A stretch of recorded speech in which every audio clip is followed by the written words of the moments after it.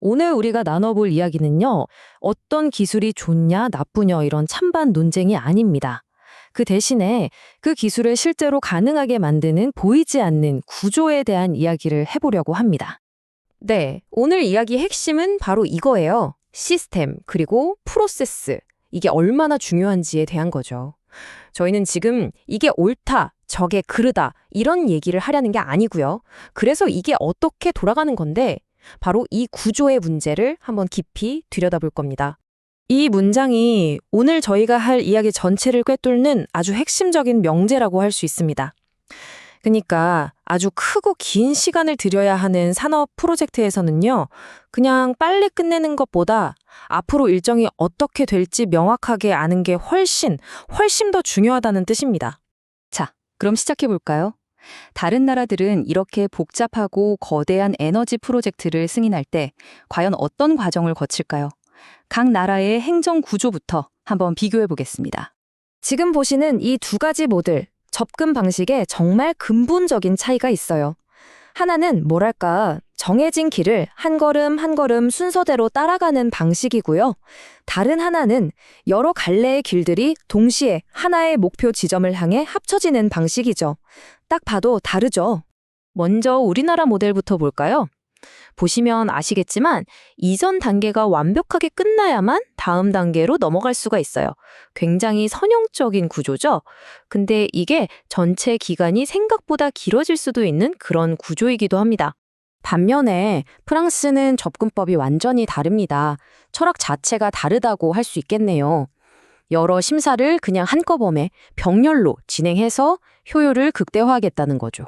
싱글 퍼밋, 단일 허가 시스템이라고 부릅니다. 다른 나라들은 어떨까요?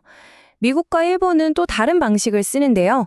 이 두 나라는 위에서 아래로 내려오는 소위 말하는 하향식 접근을 선호합니다. 그러니까 국가적인 차원에서 우리의 장기 목표는 이거다라고 먼저 딱 정해놓고 그 다음에 모든 절차들이 그 목표를 따라 움직이게 만드는 거죠. 자, 그러니까 진짜 중요한 질문은 누가 더 빠르냐? 이게 아니라는 겁니다.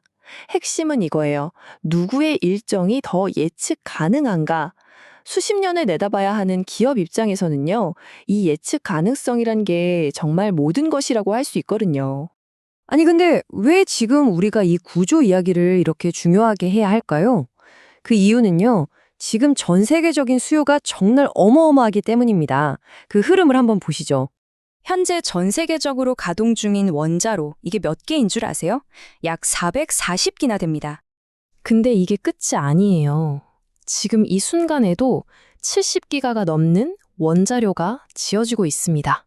그리고 앞으로 지어질 예정인 것만 해도 약 115기에 달하고요. 이걸 전부 다 합치면 총 설비 용량이 약 400기가와트에 이릅니다. 와, 정말 상상하기 힘든 엄청난 규모죠. 이런 흐름은 국제에너지기구 IEA 같은 아주 공신력 있는 기관에서도 똑같이 확인해주고 있습니다.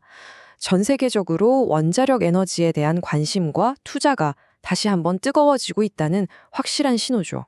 이렇게 거대한 수요를 이끄는 가장 큰 동력, 그 엔진은 바로 우리 생활과 아주 밀접한 현대 기술입니다. 바로 AI 그리고 데이터 센터. 이 산업들은 정말 막대하고 또 끊임없는 전력을 필요로 하거든요. 바로 이 지점에서 왜 예측 가능성이 그토록 중요한지가 드러납니다. 핀란드의 이 사례를 보세요. 14년이라는 지연. 이건 어떤 프로젝트에게든 단순히 시간이 늦춰지는 걸 넘어서 상상할 수도 없는 비용과 리스크를 떠안게 된다는 뜻입니다. 자, 그럼 AI 같은 산업들이 왜 그렇게 많은 전기를, 그것도 특별한 종류의 전기를 필요로 하는 걸까요? 이걸 이해하려면 우리 전력망이 어떻게 구성되어 있는지 그 근본적인 구조를 한번 들여다봐야 합니다. 모든 전력 시스템의 가장 바탕에는 기저부하 전력이라는 게 있습니다. 이름 그대로 24시간 내내 1년 365일 항상 켜져 있으면서 우리 사회의 전력 시스템을 든든하게 받쳐주는 그런 전기를 말하는 겁니다. 전력망을 이렇게 세 개의 층으로 나눠서 생각하면 좀 쉬운데요. 가장 아래에 절대 흔들리지 않는 기반이 되는 게 바로 24시간 가동되는 기저부하 전력입니다. 이건 뭐랄까, 타협할 수 없는 가장 필수적인 부분인 거죠. 한번 생각해 보세요. 공장이 날씨가 흐리다고 가동을 멈출 순 없잖아요. 데이터 센터는 말 그대로 잠들지 않고요. 바로 이런 핵심적인 사회 기반 시설들은 날씨에 따라 변하는 전력으로는 돌아갈 수가 없습니다. 기저부하가 제공하는 이 꾸준하고 안정적인 공급이 절대적으로 필요한 이유입니다. 자, 이제 거의 다 왔습니다. 지금까지 우리가 이야기했던 이 조각들을 하나로 모아서 전체 그림을 한번 완성해 보겠습니다.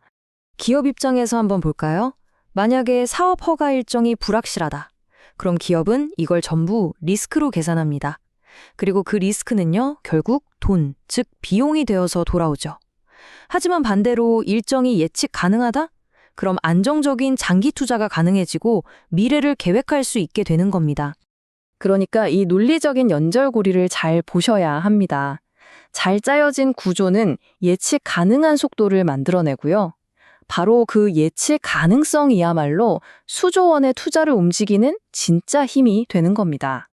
그렇다면 이 모든 것을 종합해 볼 때 우리에게 남겨진 마지막 질문은 바로 이것일 겁니다.